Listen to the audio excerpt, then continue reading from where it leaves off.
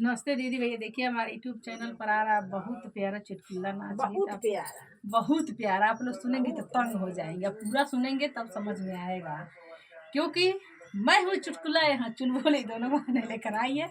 बहुत प्यारा प्यारा गीत आप लोग सुनिए, लाइक शेयर सब्सक्राइब करिए। फुल आवाज में देखिए मैं ऐसे कर लेगा तो जल्दी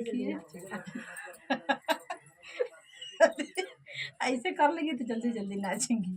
आप लोग देखिएगा, बहुत प्यारा गीत है। पिया छोड़ी क्यों करिए, जल्दी घर में आ जाना।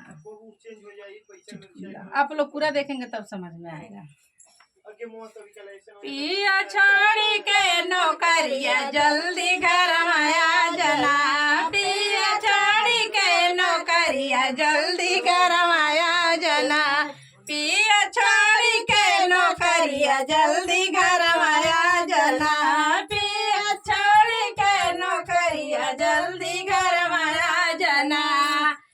बहिन बानी हम नाया नोहर कानिया, नाया नोहर कानिया, ओ नाया नोहर कानिया।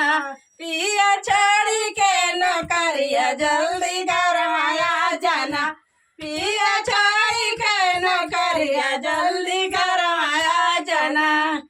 तोह के खियाइबो पिया पूड़िया पनीरवा, तोह के खियाइबो पिया पूड़िया पनीरवा। पूड़िया पनीरवा हो पूड़िया पनीरवा, ऊपर से चटनी अचारवा जल्दी घर में आ जाना। ऊपर से चटनी अचारवा जल्दी घर में आ जाना। पियावा छोड़ी द नौकरिया जल्दी घर में आ जाना। पियावा छोड़ी द नौकरिया जल्दी घर में आ जाना। पिया छोड़ी द नौकरिया जल्दी घर में आ जाना। ससुर तता के बैठी ओ सारवा, ससुर तता के बैठी ओ सारवा।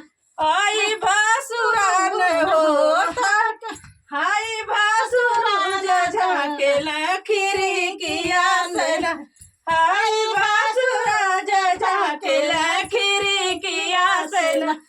पिया छोड़ी के नौकरिया जल्दी घर में आ जाना। पिया छोड़ी के नौकरिया जल्दी घर में आ जाना। पिया छोड़ी के नौकरिया जल्दी घर में आ जाना। लहुरा देवार खोल सोझ के वाड़िया, लहुरा देवार खोल सोझ के वाड़िया, जल्दी घर में आ जाना। पियावा छोड़ी के नौकरिया जल्दी घर में आ जाना। पियावा छोड़ी के नौकरिया जल्दी घर में आ जाना। पियावा